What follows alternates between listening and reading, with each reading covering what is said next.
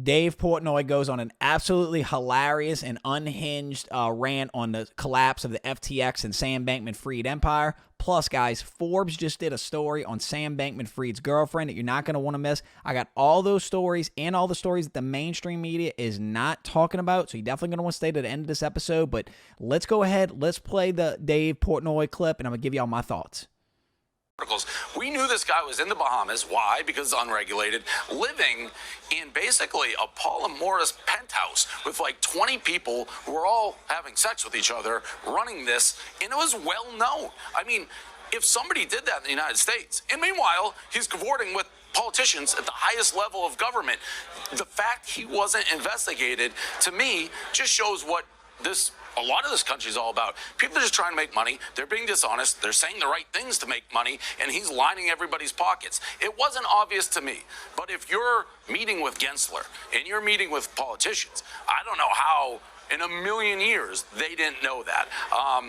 It was pretty obvious. It wasn't a welcome. I mean, I wasn't looking for it, but once you start going back, it's like, holy cow, how did they not know this? Again, contrast that with like what I go through because people don't like me, and it's night and day. I mean, it really is quite stark. So, no, not a normal person who is investing whatever. No, Steph Curry, Tom Brady. It's the Miami arena down here is FTX. A normal person got taken advantage of, basically. Right. And where's the government? For example, an offshore casino, they can't advertise in the Super Bowl. We can't take money from them. That's all illegal. Why was FTX legal? Why could they advertise? Who's regulating that? That, to me, is where the real big problem is. It's because the guy is spending millions and millions and millions of dollars to grease the right wheels.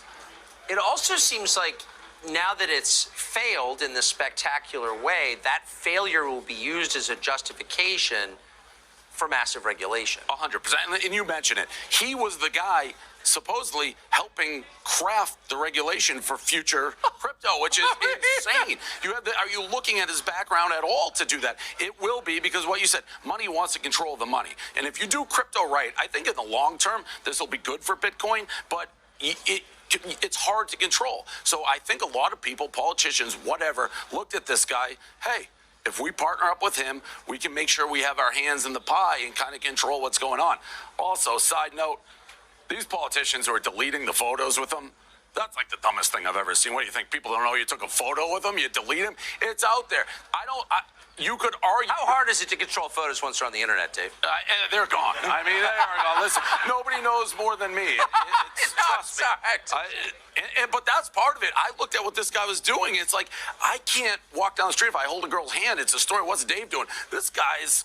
It's like a X-rated movie out in the Bahamas, and nobody cared. It's like, what are you doing? And I don't care about Judge, but nobody looked into it. They're just looking the other way, taking pictures, taking his money. He's, like you said, the number 2 donor for the Democrats.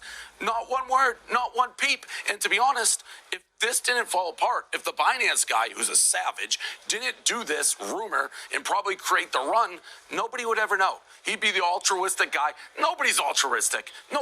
All the crap everybody says, whether a politician is for power, money most of the time. People want to get rich, and I trust the guys, weirdly like me, it is me. I want to make money. I want to spend money. I want to have a great life. This guy, I want to make money, give it away. No, you weren't. He took a loan for himself. He was paying for the penthouse through the company money. He was doing whatever he wanted, and nobody took 2 seconds to look.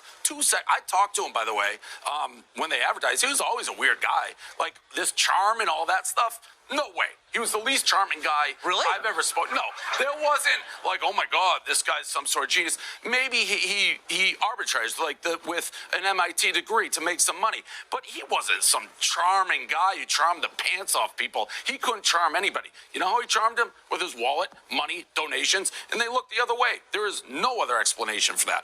I'm far more charming in a one-on-one sit-down than he is, and you know what? I end up at the blunt end of a hit piece every 2 weeks. That's because I'm not writing checks.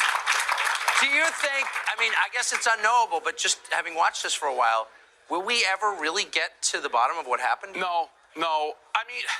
Listen, they say that he had this research firm, they loaned all the money, and then the Binance guy, CZ Binance, whatever his name, they were competitors. And it's all crypto, some of it's magic, but I don't know that we'll truly know what happened because there's a lot of big players who probably lost a lot of money. I mean, the bankruptcy today, what they released is crazy, what they were spending money on. But who knows? I never think we'll know anything. I don't want to be some conspiracy theory when there's big money involved.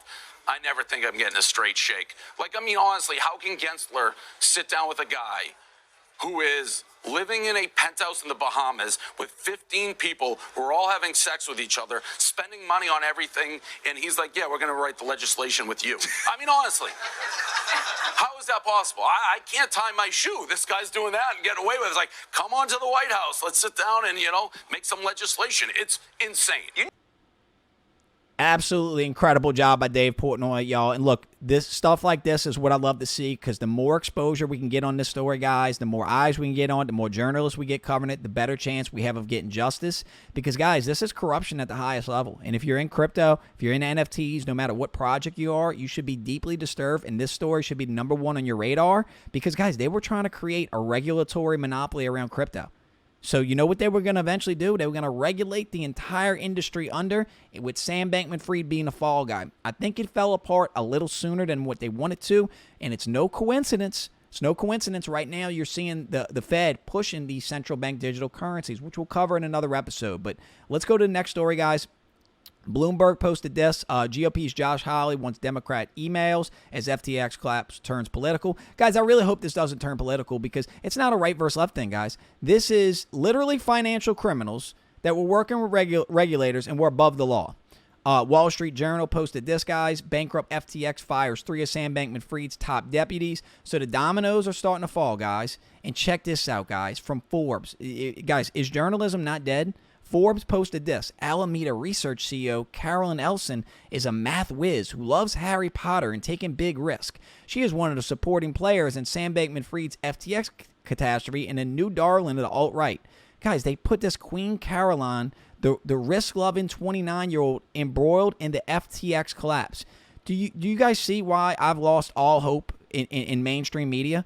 That with all the information coming out, all the disturbing details, they write a puff piece basically making her out to be just an innocent bystander. Guys, these are financial criminals. Like, this is, guys, Forbes should be disgusted with themselves for that article, guys. I mean, I just can't believe that. Guys, people lost millions of dollars. People lost millions of dollars, and this is what Forbes posted. Check this out, guys. This is the stuff I like to pay attention to. The $142 billion hedge fund group, Man Group, is launching a crypto hedge fund. Man Group readies crypto hedge fund despite FTX chaos. Of course.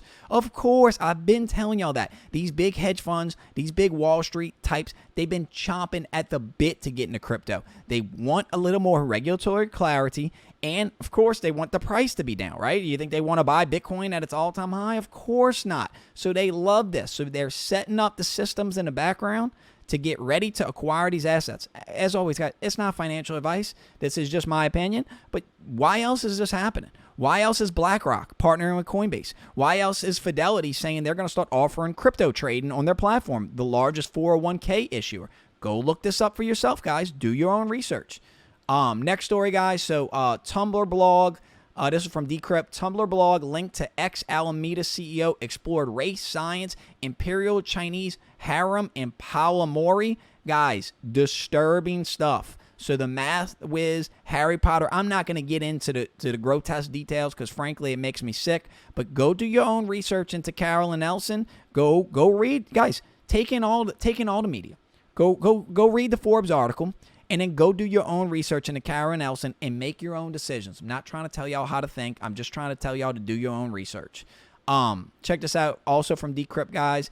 Edward Snowden's sanctioning of Ethereum mixer Tornado Cash was deeply illiberal and profoundly authoritarian. So, and again, guys, let me know in the comments what you think about Edward Snowden. But I think what he's trying to say, and what I gather from this, is while government is going after, Tornado Cash or XRP, FTX was literally right under their nose, meeting with regulators, and nothing happened.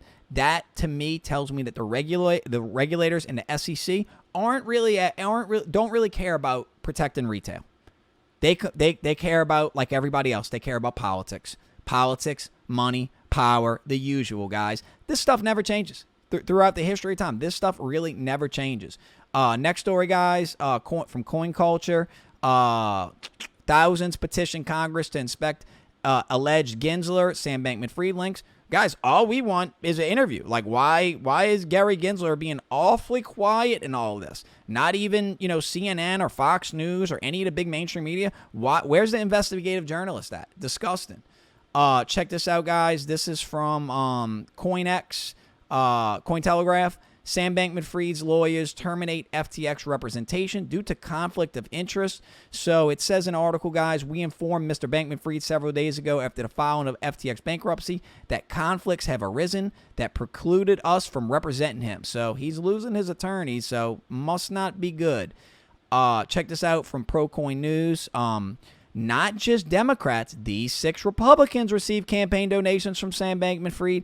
It's a big club, and we ain't in it, guys. So if you're still falling for the left versus right paradigm, I feel bad for you guys because, frankly, I just don't trust any of them at this point. According to Forbes, Sam Bankman-Fried donated the maximum amount of money an individual can donate to the following Republicans. Bill Cassidy from my state of Louisiana. Bill Cassidy. I would love to see Bill Cassidy give his thoughts on this. Has he said anything? Susan Collins, Ben Sass, we talked about yesterday, Mitt Romney, Richard Burr. So a bunch of Republicans also received campaign donations from Sam Bankman-Fried. We want investigations. Now, guys, if you want to know, and look, tomorrow, so if you made this far in a video, guys, thank you so much for watching. Please like, comment, subscribe. Tomorrow, I'm going to do a video on why I'm still super, super bullish in the long term for crypto and what my crypto plan is. So you're definitely going to want to be subscribed because that episode is going to come out tomorrow. But why I'm deeply concerned in the short term, guys, is look at this. I'll post a link to this, guys. This is the FTX contagion. This is all the firms that were linked to FTX. And, guys, as these dominoes begin to fall, so, FTX linked to BlockFi, exposure to Genesis, through different, loans that they offered. So as, we've seen BlockFi announcing they're going bankrupt. So we're seeing bank runs all over the place. So as these dominoes start to fall, I don't think the market has fully bottomed yet. I think more blood in the streets, as they may call it, is still to happen because if you think about it, the SBF and FTX story, it's still developing, guys. We don't have all the details. They're coming out literally about a second. But anyway, y'all, if you made this far in the video, drop me a 100 emoji in the comments. Thank you so much for watching. And be sure to be subscribed, guys, because I'm going to drop that video tomorrow on why I'm still bullish on crypto. Anyway, y'all, I'm out. Peace.